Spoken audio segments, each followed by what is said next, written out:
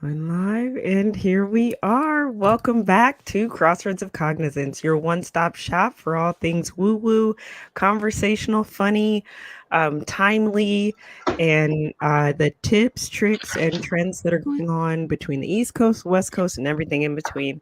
So, if this is your first time joining us, you're going to want to hit that like and subscribe button because we are going to be here just about every Thursday, except the holidays, which are I think rolling through now.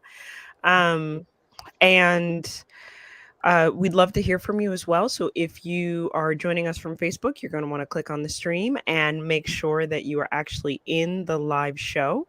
And if you are joining us from YouTube, you're good to go. Just type in those comments and we'll respond to you after as well. So we are just on here as two uh ultra woo Finish woo that people. sentence. Ultra woo woo Virgos who, you can't help but notice everything, and there's always a message behind some of those things, and then sometimes life is just what it is. So with that, we are coming to you this week with some pretty interesting topics surrounding anger. We're in the shadow of Mercury retrograde, but before we get settled in all of that, let's do some introductions. So, I am Dahlia Rose, holding down the fort over here on the East Coast. I serve my community through classes, um, conversational teaching, and sharing space and space holding.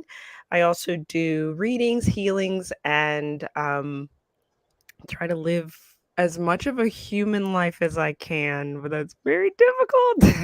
So, um, but I am not here alone. Wait, keep talking. Say something else nice about yourself. Something else nice about myself. Go, go. I Jesus. See, isn't that's a You problem? know what? This is shadow work, girl. Keep It at it. it is. One of the things that's interesting that people don't acknowledge is the positive shadow work that has to be done. The things that you can see in other people that you cannot see in yourself is just as much shadow work as the negative stuff. So here we are going through this moment together as a community. Dahlia struggles to say positive things about her. I don't hate myself. I, in fact, love myself. My partner will tell you I have no qualms with me. Thank you. I'm back now. Yes, she loves herself and we love her for it. I was actually posting on my social media that we were here because I had not done that yet. So thank you Oh, for juggling.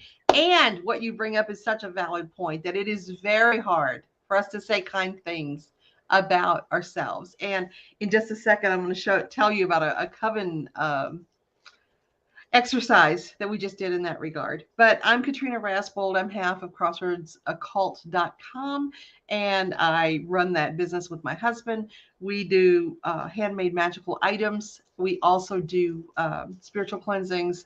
He's a Reiki master. I do astrology charts. I do readings and do spell work for people. So that's me. That's what I do. I also do a lot of spiritual kind of clergy work in my community. And what I was going to mention is um, a really, I felt moving and wonderful exercise where, this is the time of giving for Yule, where people give gifts to one another. And so at one time I decided that I would have the group give gifts to the coven. mhm. And so I asked them to really visualize, what are you especially good at doing? What is your talent? What is your gift to the world? What do you do? What do you represent? What do you have in abundance?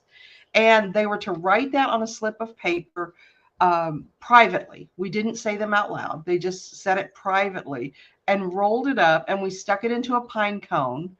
And that was to show what they were giving. And nobody knew what the other person was giving. And then we burned it. And so that gave the energy of that to the group. And I think it's so important that we're always um, less than humble, because sometimes when we're very humble, we're not looking at the gifts that we have to offer. We're minimizing those. And I'm not saying to be audacious or to be, you know, offensively in tune with what you offer the world. but to know what you bring to the table. It's important when we're establishing relationships. It's important when we are evaluating the balance in relationships. It's important when Mhm. creating the life that we want to live. And I think we avoid that. We've been taught, especially, I hate to even bring this up, as women, we have been taught to defer and to be minimal about who and what we are in the world and make ourselves small. And I think we just really have to stand up and own, hey, you know what? I'm a really good writer and I want to bring that energy in. I'm a good healer. I want to provide that energy and to think about what we're doing with our days that we have. That's what I got. And who are you? Katrina Rasbold? Oh, I thought you were adding that to the list of things to consider.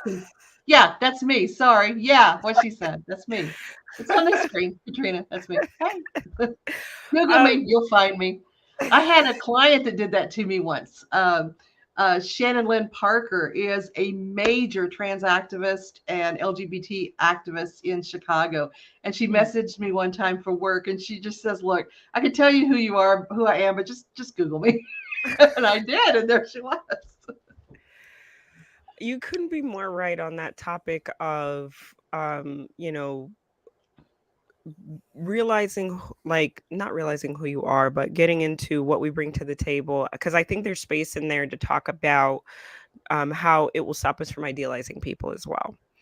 And so if we're all just sort of upfront about what we what we operate in, how best we do that, there's a lot more of a shared experience instead of, well, you upset me because I thought you were this, and now I Mhm. realize you're not, which is pretty, I think, a pretty common thing as well.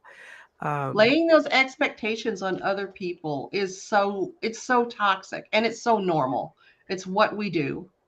And people will always live down to your expectations, you know, if you give them that opportunity. But it also lets us understand if we're very clear about what we offer and what we bring to the table, things that other people might value and we simply do not. So if I had a partner, for instance, who, you know, their big moment of pride is, hey, you know what? I can drink all night long and go to work the next day and not fall down. You know, there are people like hot dog, sign me up. I am not that person.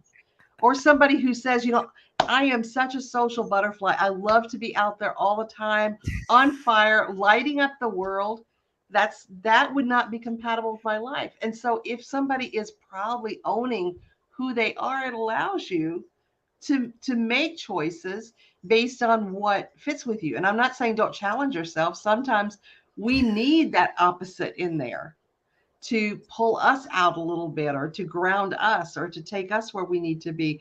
But if you know that it's something that hey, I'm excited to have a partner that wants to go skydiving and bungee jumping with me and that's what I'm looking for, you know right away to swipe left because nope. well, I think that's kind of what attracts us to people too, right? The seeing in them what we want to be, right? I have had plenty of partners who, like, I had one who came to me and was like, yeah, well, you're thin, so I thought being with you, we would go to the gym and work out. And I was like, I am thin by chance, sir. Like, this is completely like probably some sort of blessing or gift because otherwise, I this is not by choice, you know, And you and know that was an expectation that he it put toward was. And you. so when I did not want to go to the gym, he was pretty frustrated because I mean, among other things, there were oh, so it was Mm. such a it was a It's unique funny how people have experience. implied promises Oh, yeah. in their expectations, which, by the way, folks, this has nothing to do with really, except tangentially, about what we're talking about today. And this is truly a tangent.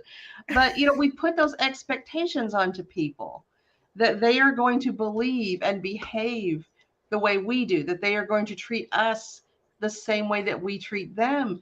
And it's Absolutely. just not realistic at all, because this is a whole other person with completely different values, completely different triggers, completely different upbringing and conditioning.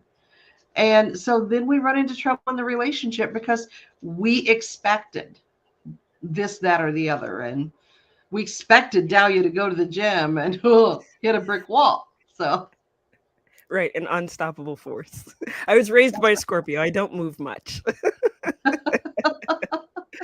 But tangentially, right? So that the response to unmet expectations can is a be shadow. yes, absolutely. And anger comes up on that list. I often tell people that is one of my shadow aspects. Um, but in sharing that, I often find people misunderstand or try to misrepresent what anger looks like for me. For me, anger looks like um how do I say this?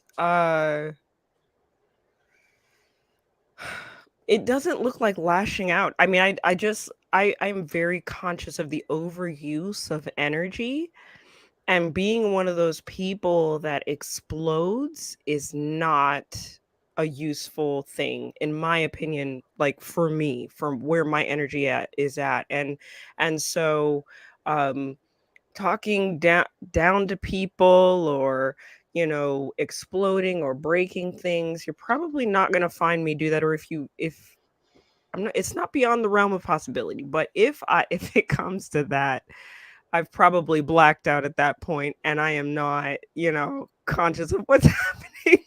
And maybe somebody get the sedative because I've gone off the rails. But um, I I think that for me, anger tends to look like I get very official in my speech. Like I'm very like all the emotion leaves, and I'm just like, well, let's talk about what we need to do here.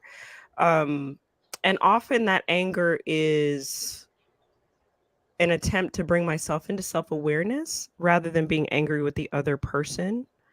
It's not always I would say it's more rare for me to be angry at somebody else as opposed to being angry at myself for allowing something to happen or being allowing myself to be pushed into something that I didn't want to be pushed into. Does that make sense? It does. So I think that anger has a lot of different clothes to wear, It but does. it shows up in everybody. It shows up for everybody, and it shows up as a shadow because people start to talk about, well, I'm not supposed to be angry, or I shouldn't be angry about this, or I don't know why I get angry about this. And it's like, well, you probably do have a justified reason that's worth exploring. Well, and they say that anger is actually manifesting as a cover, if you want to say, for fear, for Hmm. hurt, or for frustration. One of Yeah. those three things, or a mixture of those three things. And anger, like shame and insecurity and all of these different feelings, are part of that shadow concept. They're those topics we don't want to talk about, that we try to ignore in ourselves, that we try to overcome in ourselves. And as such, it gets hit with all of that new age positivity, the toxic positivity about how you shouldn't really be angry because you create your own environment. You draw Right. the experiences to you that you need. You have created this, therefore you have to own the outcome. And if the outcome is that you are angry, you need to, like you said, be angry with yourself the way that you do. And yet sometimes it's okay to just own that anger and to say, you know what, this experience happened, that makes me really angry. And it's nice to take that feeling further into those other three and say, do I feel hurt about this? No, no, not Mhm. especially. It's not personal to me. Do I feel frustrated? Yes, I sure do. This made me have to change my entire day for Mm. someone else's incompetence, and to have to shift this and redo this because of this. So frustration, sure, that's it. Am I afraid? Yeah, I'm afraid I'm not going to get everything done. I'm afraid that I'm not going to manage my anger effectively. I'm afraid this is going to get in the way of other feelings. Sometimes we get to the idea of, I'm afraid if I'm angry with my partner, that means that the relationship is challenged. And, maybe it should be. I'm afraid that I'm going to have to look at things that bother me about that relationship. And Right. so, anger in any relationship, not just romantic, really brings up these hard shadow topics that we've tried not to, we just keep them pushed down as long as we can. And that anger just kind of lights the fuse. And we have that honeymoon phase sometimes where after we've been angry, all of a sudden, everything's good. That's why they talk about makeup sex, is because, once you've had that release, you got your payoff, unless you're one of these seething angry people, and that's something altogether different. But if you just are an exploding angry person, hey, you got to explode, you got to release that tension and that anger, and then usually you can have a reasonable discussion afterwards. It depends on what kind of angry person you are. Now for me, um, I get fearful when I'm angry because Hmm. I feel like my anger is going to do damage, and a lot of that comes from being raised by two very volatile people. And Interesting. so if people got angry in my house, somebody's getting hit. Mm. And so if anyone around me is angry, I go into duck and cover immediately. I try to make myself as small as possible. I try not to be seen. And that is my response to anger. And so when I'm angry, I can't hide from that. I have to really figure out in that moment how I'm going to manage it. And usually, to be honest, I try to talk myself out of it. You try to talk yourself out of being I do. angry. I try Huh. to find ways that this makes perfect sense what's happening. Oh, okay. Okay. I thought you meant like that sort of that exploration, because I feel like there's a stage of that I think everybody can go through, right? Where you start going, okay, but what am I really angry about? What is this tied to? And it, like you said, it may be something like, this person's wasting my time or what have you. Hmm. Um, but that's interesting to try and like talk yourself out of it, because that leads to, I think, something that we've covered here before, which is that sort of betrayal, which is like, it goes right back into that shadow It does. aspect of us for sure. And Um, for instance, Eric, my husband, um, I wouldn't say he's necessarily on the spectrum. There are some who have said that. And he has difficulty anticipating the effect his words are going to have, mm, even though we've been together for 26 years. And so I've had to, out of my relationship with him, develop this filter where he or a person says something utterly offensive that any objectionable or objective person would say, that was a real woo, that was a shitty thing to say. mm, And I have to put it into my head. I know this person. I don't believe they intended to hurt me. So what are they trying to say?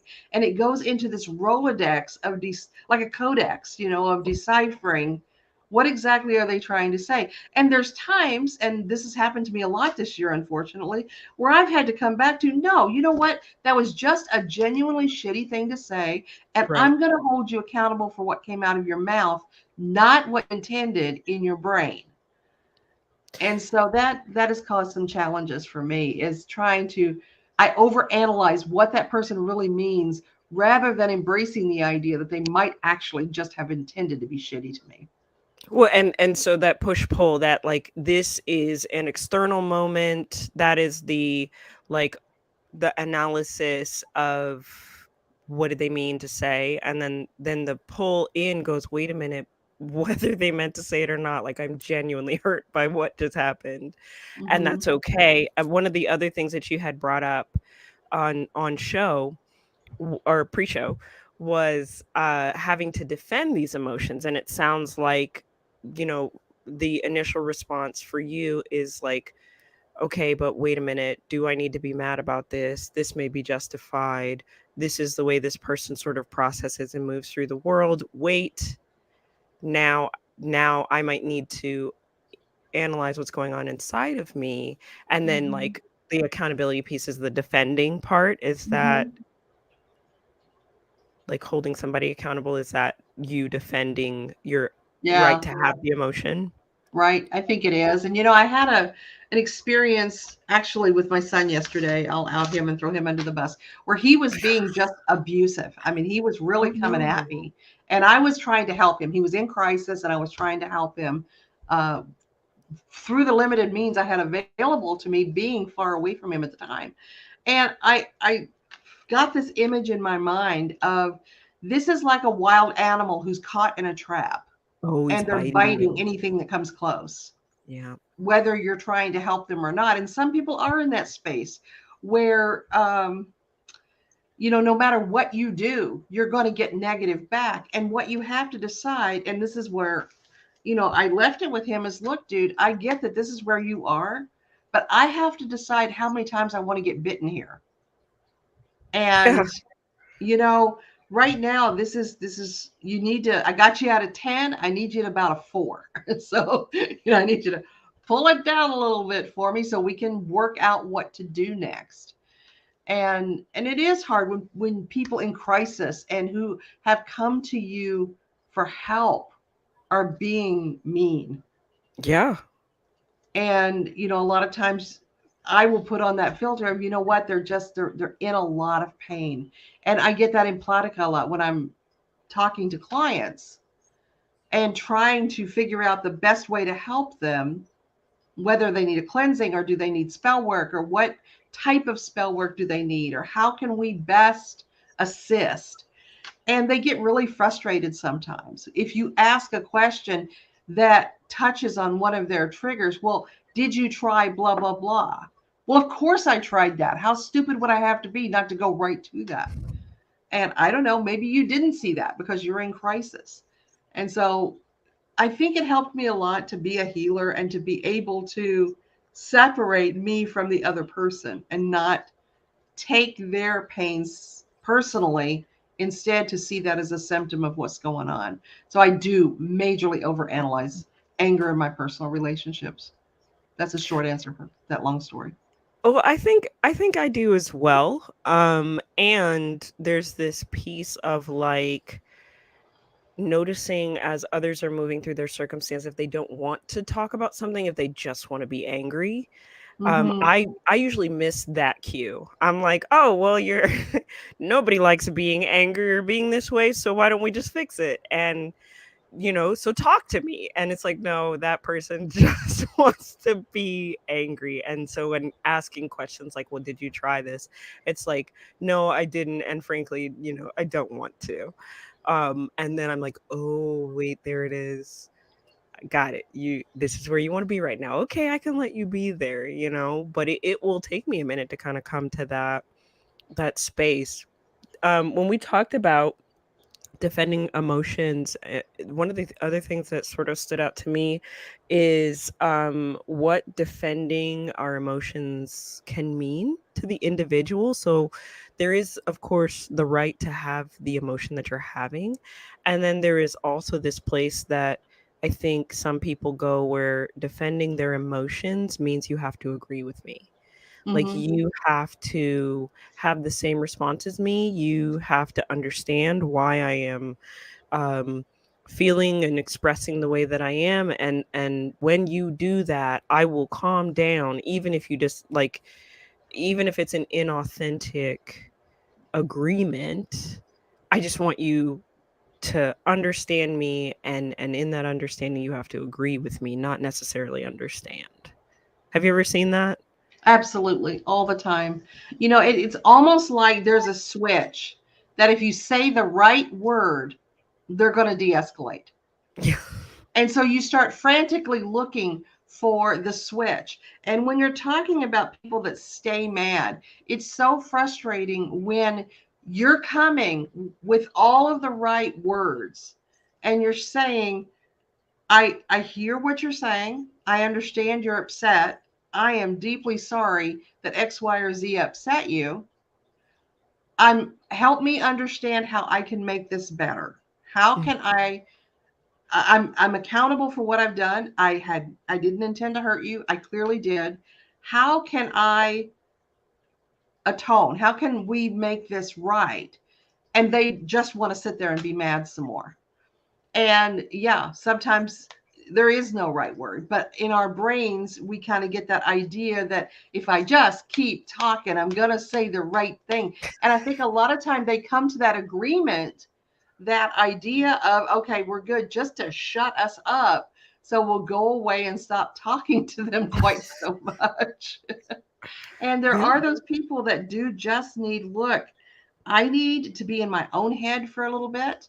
I need to think my own thoughts because you're all I can hear is you. And I need to see what's authentic to me. right. And that's a hard place for me to be because I'm here stewing about whatever they're thinking in the other room, or are they going to come back from that drive? I catastrophize everything that might happen and have trouble finding a reasonable response to somebody who wants to be alone in their anger. I get it, I understand it, but it feels threatening to me.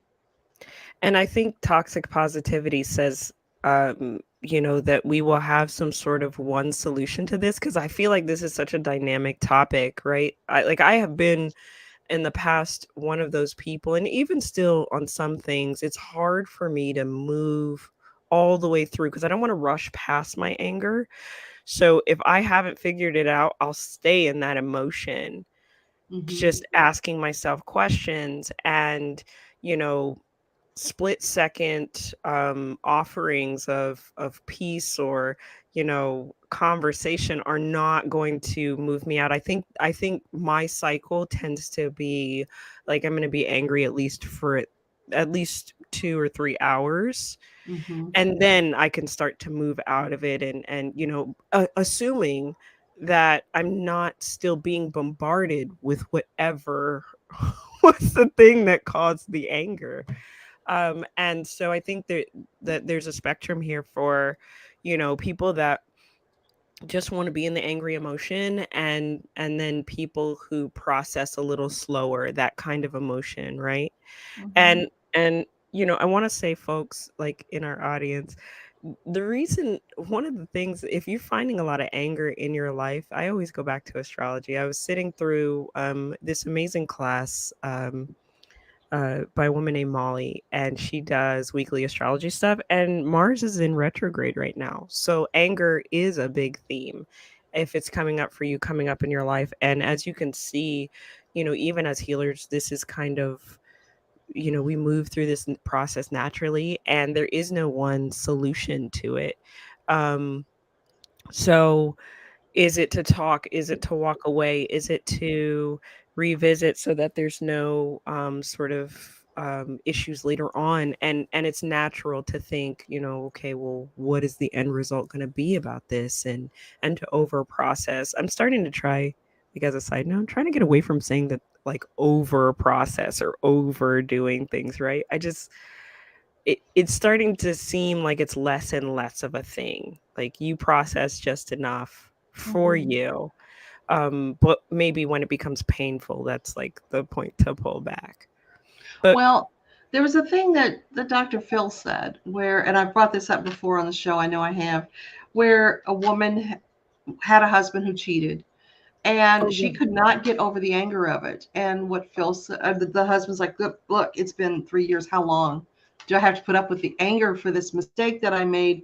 That was a fleeting mistake. It was one day. And how long do I have to pay for it? And Phil said, until you have to pay for it until she feels that she can trust you again. But the question does become, how long do we want to be angry?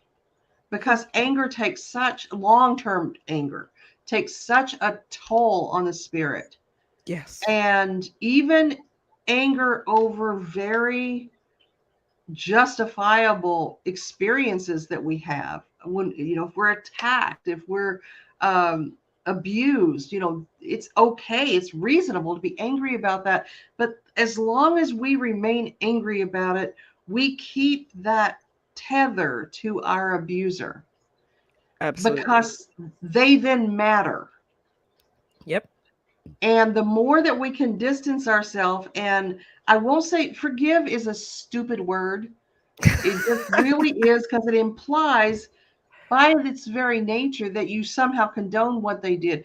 But to separate out and to neutralize that connection so that it's no longer toxic to you is the most important thing. To say, one of my uh, coven friends from years ago had this wonderful saying of, it's outside of my realm of influence. You are outside of my realm of influence.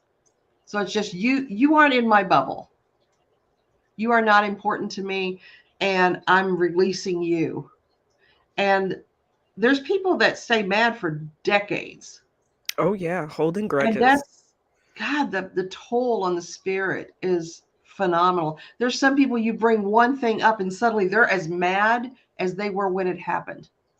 Yeah, They yeah. just, that inability to release is just, that's one thing I would say is so toxic. Well, and this is a great thing, like, if you great thing to sort of put a pin in, if you are looking for, at what point do I get over this, or how do I know that I've transitioned through this? You'll stop being triggered. I mean, I remember um just hearing my ex-husband's name would Same. be like, Yep. it'd be like, "Nope, anybody named that name," it was like, Yep. "I'm sorry.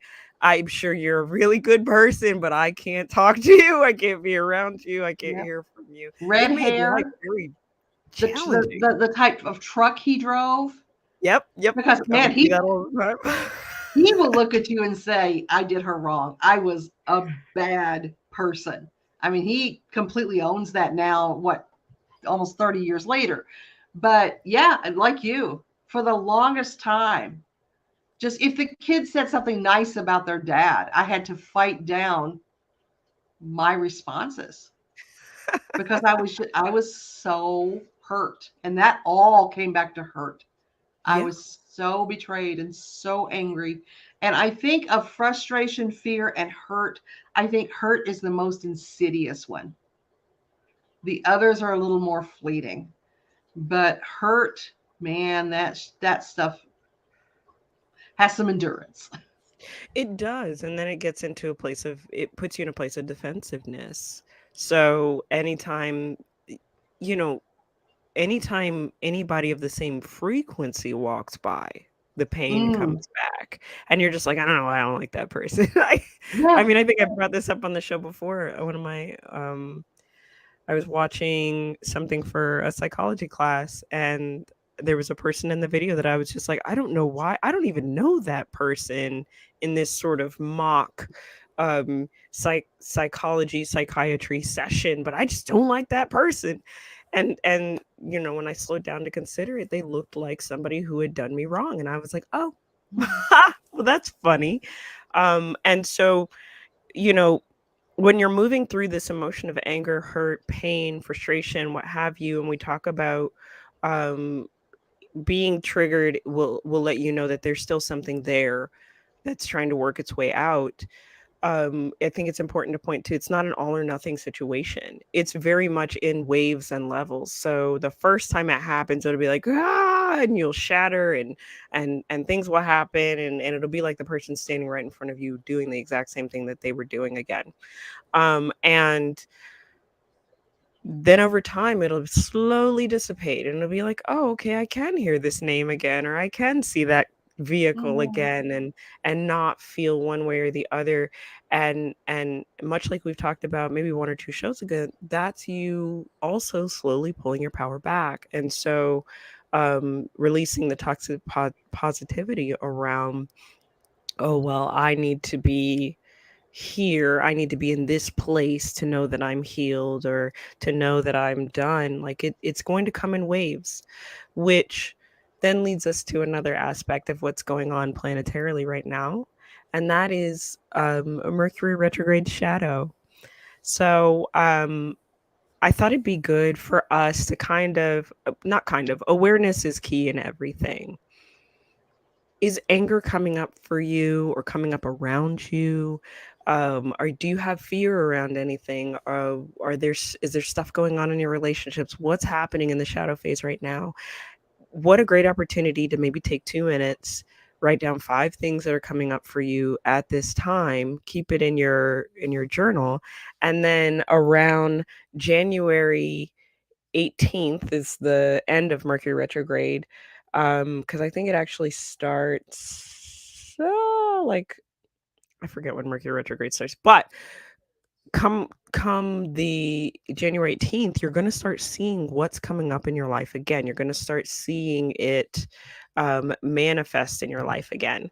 So whatever is coming up for you now, take some notes. How are you handling it? How are you processing it? And then around January 18th, when it starts to rear its ugly head again, you will know what to do. That's what we're supposed to do with this information, guys. You become aware of your anger, you become aware of your challenges, and you go, okay, how did I handle this? What do I need to do? How do I need to move through this?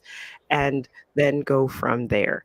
And if one thing doesn't work, if you're neurodiverse, it's never one thing that works. It's going to be about 3 things that work. And just go down your list. Okay, when I had to deal with this situation, I found it helpful to go for a walk. When I had to deal with this situation, I had to journal. I had to dance. I had to move. There's so many different opportunities. And if you dial a couple shows back, you will see that we actually have some tips on how to get the energy moving out of you. So, And remember to not fix the roof when it's raining. When yeah. you are in a good place, think back to some of the times when you were challenged and when you were struggling, and make plans. Because if you go the rest of your life and you never are challenged and you never struggle again, good on you. But that is not likely.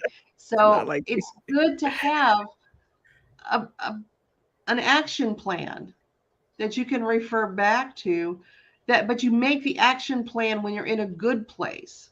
right. When you're in the struggling place, you're just throwing stuff at the wall to see what'll stick. So you need to come up with, okay, this is my journal. I have these 10 things written on the front inner cover. Try these things if I'm feeling this. If this, then this. And go through all of your options there. One of the things that tends to come up in the sense of processing your anger is talking to someone else about it, which Mhm. often comes off as complaining or ranting. And one thing I want to say, this happened to me 3 times this week, that it's not that I mind it, it's that at the times that it happened, it wasn't a great time for it to happen. Oh, And okay. that is that somebody told me they were angry, not with me directly, but that they were angry and they just started throwing their anger at me, like about what they were angry about. And always ask permission. Always ask, can I talk? I'm feeling really angry. Are you in a place where I can talk to you about this? Because sometimes if somebody is having a hard time themselves and you just start throwing your anger at them, it can really weigh down what they're experiencing. And I want to point out, and Dahlia knows this, when we are doing cleansings on a person to remove curses and psychic attacks, there is a literal egg formation that comes up from something called a crossing. And it's a smaller version of a curse. And crossings are what happen when you are exposed to the negativity of others. So it's Mm. not a person being angry with you. It's having a roommate who complains all the time. It's having a partner who is chronically angry and ranting. It's having to drive around road rage all the time. It's Mm. it's working in a job like social services where people are venting their rage over their situation at you. So, you are creating a pathology when you dump your anger on somebody. And so Yep. it's important that you make sure they're in a place where they can manage that. It's just a courtesy. And there's some people you have an open door policy with where you can just call them up and be like, girl, I am so pissed. You're not going to believe what happened. And they're going to sit down, pour a drink, and say, give it to me. What you got? But This is what we have with this each is other. where are we now? But not everybody's in that space. Not everybody. I mean, if you've had just the worst day on earth and you're just sitting down to your computer to, I don't know, watch the Connors or something. I mean, you're just going to do something mindless, and all of a sudden, here come your DMs, and somebody's just ranting, just out of nowhere. Like, whoa, wait, I didn't sign up for that. That's not where I am right now. Always ask permission first. Even I think even with your friend, and you and I are good about saying, hey, can you hold space for me? Yeah, Or we do you are. have a second to listen to me cry? Whatever I'm it I'm be. shamefully more practiced at that with you than I am with my partner. I'm Same. just usually like, I'll just start going in. I'm like, this is what happened. Can you believe it? I probably still have a partner because of you, actually. That emotional support person is so important. And, emotional support people, I find myself talking sometimes in communities about the importance of when somebody's going through a hard time, being there for them. Colleen was talking about not being able to talk to folks, um, and how when I envision community, it is that you have a space where when you are going through it, people are not repelled. They sort of enclose and they're aware that it's not about them. But that's really hard to find. I mean, I'd say I'm fairly young and I'm still working my way through people that do not, personalize. And I don't mean things that are very much personal, but um it's like, well, the sky is blue, and it's like, damn it, how could you say that it's green, and it's like, whoa, today it's blue for me, so it's not about you. It's very hard to find that. It's very hard to find the safety. And so when you can hold on to it and then know when you can evolve out of it, that's important. But the space to talk to others is so sacred, so important. And uh and yeah, a great way to move through those shadow aspects, the anger, the challenges, and remembering not to dump on others, for sure. I think, and I think dumping on others is very cathartic. It's good, it's wonderful, it's something we all need, but just make sure that person's cool with it. Now, if they say that they're cool, don't press forward. Are you sure? Are you no, if they say Yeah, they're just cool, go. you got the green light. When I took gerontology classes, one of the concepts that they talk a lot about is that as people age, and they usually look at anywhere like 45, 50 and beyond, they start to assemble what's called their caravan. Oh. And that is their group of people that they can rely on as they move into being elderly. And so, whereas younger people tend to shift alliances very easily and very quickly, I mean, some people still have the friends they had in high school, and I have a few, but most people are going to transition friends as they move through life. It was more so for me because we were a military family, so we were accustomed to setting up new alliances at new bases every time you moved.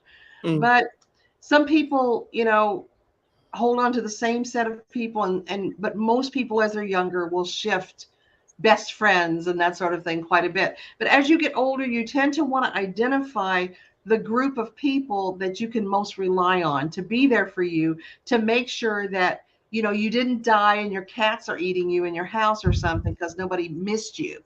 And the problem is that as you assemble that caravan, they start to die off. Hmm. And the last couple of years have been pretty brutal to people in my age bracket and older with COVID. And for some reason, in addition to COVID, people started dying of a bunch of other stuff too, Right. non-COVID related. So we've had a lot of dying off that's occurred. So people's caravans are changing and getting smaller, which feels uncomfortable and weird because you set up these ideas of people that were going to be moving forward. And this is something that people do unconsciously. And as people age, they tend to collect groups around them. Even if it's not living with them or seeing them every day, you know who you can rely on. And there's an old Mel Brooks scene where he's talking about a family that's crossing the United States in a covered wagon. And because they were people of color, they did not, they only had one wagon. Nobody would let them travel with them. And so when danger came, they tried to circle the wagons and they only had one wagon. So they just kept going in a circle. And you've got to make sure you've got wagons around you to make a circle that, like you said, that people are going to come in and enclose around you to keep you safe, to help you, to nurture you, and to move you through those processes. Because the older we get, the harder it is to manage just on your own and even emotionally, I think. Well, and on that emotional piece, the divisive belief systems that have come about have shrunk those caravans as well. You know, I've found myself very close with people at times, and then we grow, we evolve, and then belief systems change, and it's like, well, I don't necessarily agree with that anymore, and and for me, I like to think it's like, okay, well, I'm sorry that's the case, but I think over the last 2 years, just as a population, beliefs have been such a battleground that the concept of caravans is even more challenging, as like somebody lets their caravan let the danger in for a little bit, and you're like, wait a minute, I trusted you. Yeah. And then you know I think that is the case for as we're aging too, is those belief systems shift and change, how you view the world, what becomes important to you, your values change, and so that can harp on those expectations, that can bring about the anger. There can be a need for shadow work and all of that, as to how you got there and what you're going to do next, as you may feel lost, or you may feel a painful shift when your caravan is not as reliable as you thought it was going to be. Um, I think it's funny. A lot of times I will say to people, hey, well, we'll be together for as long as we need to be together. And, maybe these are clients or students, and they're like, oh, I'm going to learn from you forever. And I'm like, first of all, it's not in my karma to have that happen. Like literally not in my karma, not in my astrological chart. But two, why would you want to? Like, at that point, you're um if you think it's forever, are you truly appreciating the connection? Are you making space to say, like, not appreciating the connection, but like not taking it for granted, that we have this forever sort of time, so I don't need to make time or make it important or make sure that it still resonates with me and things like that, for any connection, any relationship. And so um I will often say to people, I'll be in your life for as long as needed, and folks will be like, no, it'll be forever, and I'm like, it is almost never forever. um so Well, not yet.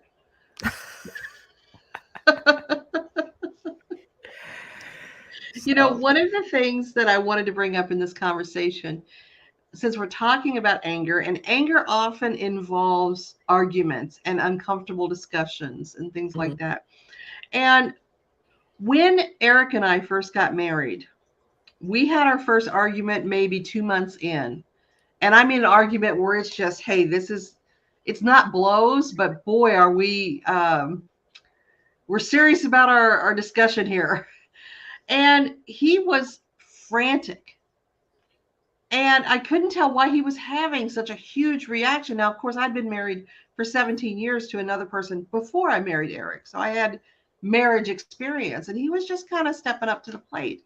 Mhm. And um, I couldn't tell why he was having such a huge response to the fact that we had an argument, not to the content of the argument, but to the fact that we had an argument. And after talking to him at length, once things had calmed down a little bit, I realized that he thought we were going to get a divorce.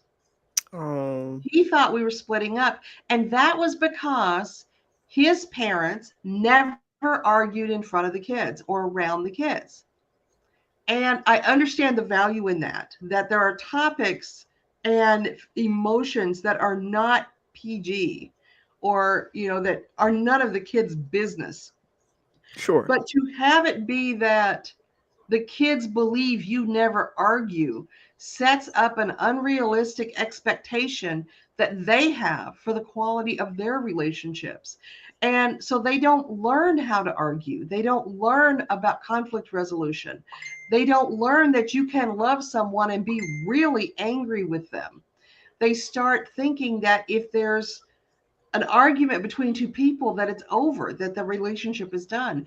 And it's so important that you learn to argue and that you teach your children how to manage conflict. Right. And it's things like, okay, I'm really angry with somebody I love, and calling names is off limits. That's not Right. going to happen.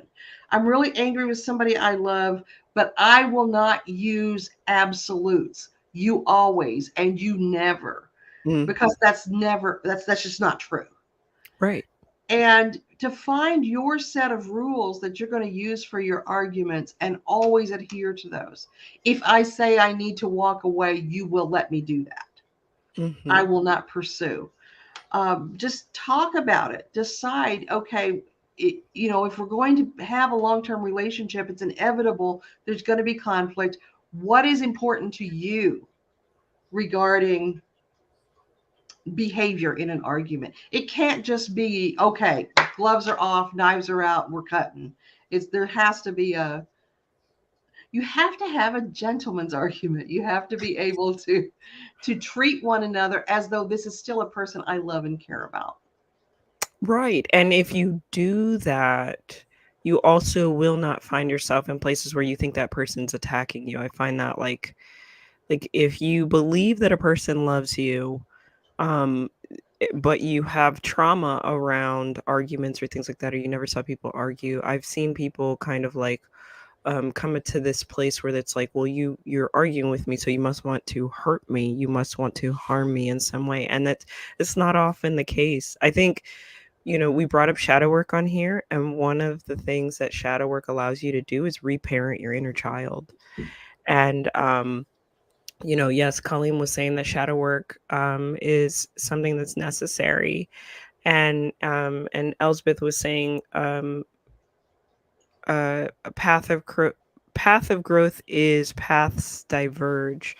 I think that there's a lot to be done with shadow work, and then there's a lot to diverge from that allows these arguments to be a gentleman's argument, right? Like, you can diverge from those original thought processes, like, okay, well, I never saw my parents argue, but what kind of relationship do I want to have?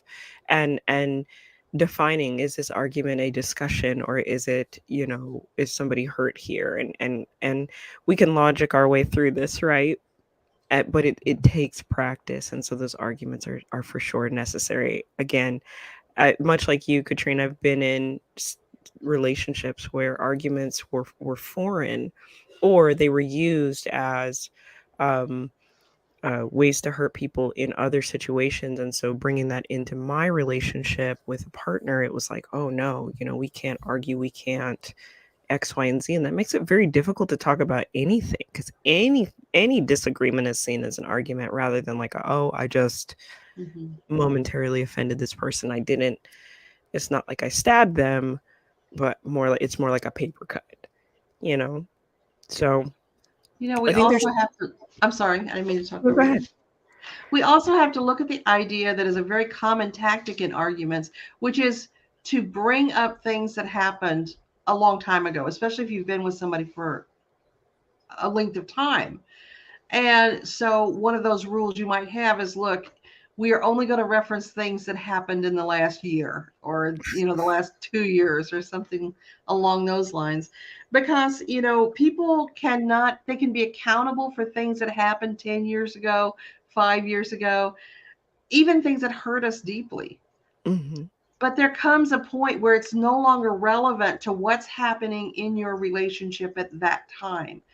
Right. And when I look back at who I was 5 years ago, 10 years ago, 20 years ago, it's like a whole room full of different people. Yeah. And so it's really weird for me to be held accountable for something I did when I was 25, when I'm 61. Yeah, that makes sense. So, I think that's one of the things to consider is, how long, what is the statute of limitations? And that's individual to each person. And, Dr. Phil says until, but gosh, until if it gets to be a prison sentence, you kind of just want to bail and go Right. someplace where there's a clean slate so you can start making all new mistakes. I love the idea of a statute of limitations because, to be honest, I can be guilty of that. I mean, I don't know if I'm going beyond a year, but now I'm gonna sit down and think about it. But, I love seeing patterns, and it's like a gift and a curse, and so I can be guilty of seeing a pattern and being like, "Oh, wait, 3 months ago, I saw that same pattern, and this is where it led. Is this where we're going again?" And so I think that's perfectly fair. That makes complete Virgo sense. right. Totally endorse this because sometimes there are patterns and sometimes you are seeing behaviors that are trying to give you a message, Yeah. and we might take the wrong message from that, and that's why discussion is important, and it's always so desirable for the other person to be self-aware enough that they can have that conversation and say, wow, I am seeing what you're seeing here. I don't feel that way. It doesn't reflect where I am, but I could see where you would draw that conclusion. Yeah. So I think as if we were to sort of go through the motions here of like what all of this amounts to, right? We're in Mars retrograde. Anger's gonna come up, frustration's gonna come up, and there are gonna be high points and low points because Mars isn't really like Mars is like a guard planet, like a check-in kind of planet. Do I need to do something about this? It's kind of a double dutch kind of thing. And so you're gonna have your highs and your lows throughout this season. And I think it goes on for a couple more months actually. Um so anger is going to come up. When it does, checking in, evaluating where you are with the anger. What are you actually angry about? Not needing to defend it. Checking in if you need to do some sort of anger release or conversation. Who are you doing it with? Is it safe to do so? And does that person have the bandwidth for it? I love the word bandwidth. Me too. And, you know, asking permission is a big part of that. But ultimately, if you want to see some balance to your anger, because we're not here to banish anger, it has a rightful place in your life and in your being. Check in with your shadow work. Pull out those shadows out of your little go bag that says, "Hey, I wasn't allowed to do this as a kid, but now I'm bringing it back out as a part of who I am. Let's figure out what the needs are." You may transform into a completely different person. You may find gifts and abilities that you didn't know you had. And if you have been in a situation where you're told your anger is wrong on a repeat basis, maybe you're not in the right situation. Maybe it's time to understand that that is not a safe place. And does that mean leave? Not necessarily, but maybe stop giving that that beautiful angry change energy to that situation because it's not going to be fruitful. You're planting seeds in barren ground at that point. So, um but what kinds of things are coming up for you guys? I mean, we're at that point of the show again where we're saying our goodbyes, our good nights, and we're putting this back in the fridge for a bit. But those comments are gonna still be fresh for us. If you want to leave them, leave us your stories, ask the questions, and process your emotions, folks, and yeah, live your life. But any parting thoughts, Katrina? I think it's so sweet when the people who are embracing that toxic positivity just believe that we will all actualize and elevate to a place where we don't get angry, where we don't get frustrated, where we're not afraid. And, you know, if we can, that's great. In the Right. meantime, we're all here being humans, having a human experience. And part of that human experience is that we crave connection. We want that connection with other people. And part of inviting people into our connection is understanding that that is a whole other individual with Yep. their own prompts, their own triggers, their own conditioning, and sometimes it's going to butt up against ours. Mm. And so learning to manage those feelings is so important to continue to have that connection. And I love what Brene Brown says about connection. She says that the only way we can have true connection with another person is to be vulnerable. Mm. And vulnerability is not a place we love to be. You know, there's a difference in vulnerability and victimhood. Vulnerability is the willful offering of your complete naked soul to somebody. And there's a lot of trust, and there's a lot of I don't know. I guess trust is the best word for it. That comes with, hey, I believe you're not going to hurt me, and it's almost inevitably that at some point they're going to. Eventually. So we got to figure out how to manage all that, and you do it when it's not raining. Yes, yes. Do your rituals and ceremonies in the meantime, your self-care, your support, and then when it stops raining. I love that. When it stops raining, get to work. Fix the roof. Yeah. So with that, guys, we will catch you next time on Crossroads of Cognizance. We love you and happy holidays, whatever you're doing. Bye. Solstice next week, by the way. Bye.